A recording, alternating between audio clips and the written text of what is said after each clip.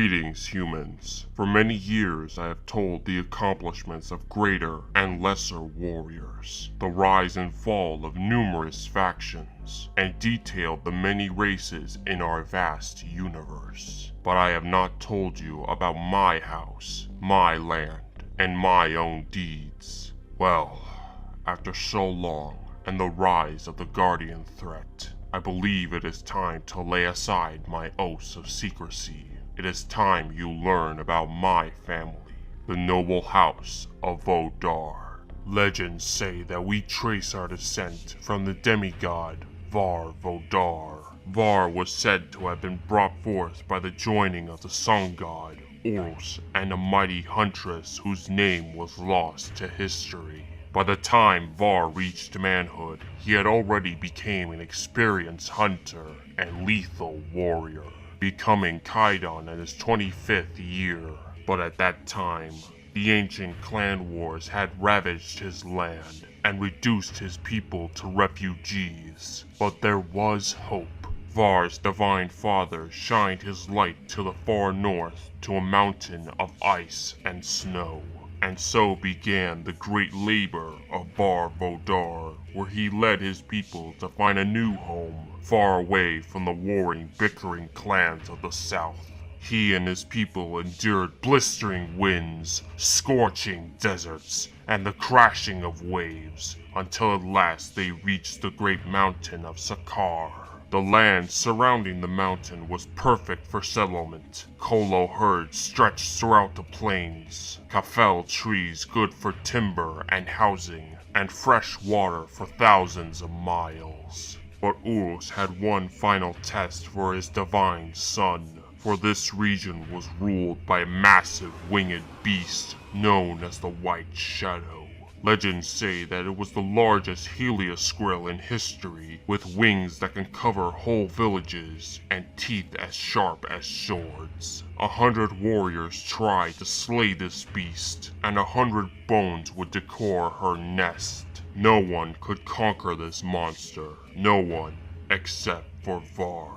He climbed the great mountain and hid himself in the White Shadow's nest for 3 days, where he covered himself in the fur of an albino Doramir to mask himself in the snow. And when the beast finally let her guard down, Var finally striked. Blow after blow, he struck the beast until at last he brought down the creature upon the mountain's side, sacrificing his arm in the process. Recovering from his wounds, he ventured back to his people with the severed head of the White Shadow and declared the settlement of the frozen lands of Vaardma. And so began the House of Vodar. After the construction of Vodar Keep on a small island on the slopes of the Great Mountain, he was said to have sired 10 sons, some of which have founded lesser keeps under the rule of their demigod father.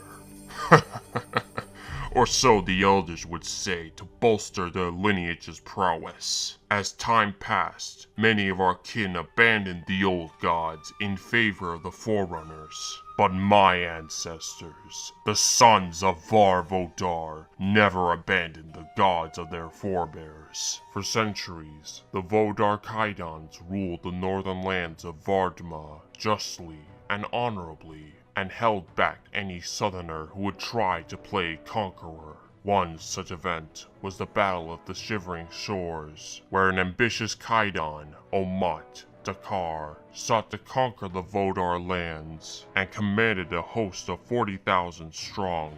My ancestor, Orusa Vodar, was outnumbered by at least 5,000 men, but that mattered little. Omat had the numbers, but the Vodar host was battle-hardened, and the cold had strengthened their resolve, while Omat's withered and froze. They met the invaders on the southern coast of our land, and after days of fighting, the cowardly Kaidon tucked tail and ran, with less than half of his army intact. It was said that following their return home, Omat's generals came in the night and slit the cowardly Kaidon's throat. I suppose that they saw that he was too cowardly to rule their people, but it matters not. The Battle of the Shivering Shores showed the other clans that no southerner could conquer a land that was ruled by snow and ice. They would try regardless, and we were there to reteach them again and again. In time, however, we eventually bowed to the rule of the Arbiter Judge Kings and served them with distinction and honor. We followed them before we even looked to the stars, to the time of the War of Beginnings. One of my ancestors was said to have been a great general under the rule of the Arbiter Judge King who had started the whole war. But when the war was over and the Covenant Empire was founded, we were forced to renounce our faith in Urus and convert to the belief in the Great Journey. It couldn't have been easy for my ancestor to forsake our most sacred traditions. But above all else, he thought of the well-being of his people and lay aside his pride and joined the Covenant. From then on, my forebears faithfully served the Covenant as they conquered numerous worlds and incorporate numerous species into their fold. But in the end, they returned our faith with treachery and deceit, as the Sanshum revealed their true colors during our war against the humans. With their Jerohanite pets, they slaughtered our leaders and sought to purge us from the Covenant, and so began the Great Schism, which led to the fall of their corrupt empire, and the noble swords of Sangheili rose in its ashes. They seek unity for the Sangheili, and seek peace for those that we once fought against. Vaardma is a wise and brave leader, and under my rule, his banners fly over our keeps, as I attempt to atone for the many sins I committed against your kind during the war. But that is a tale for another time.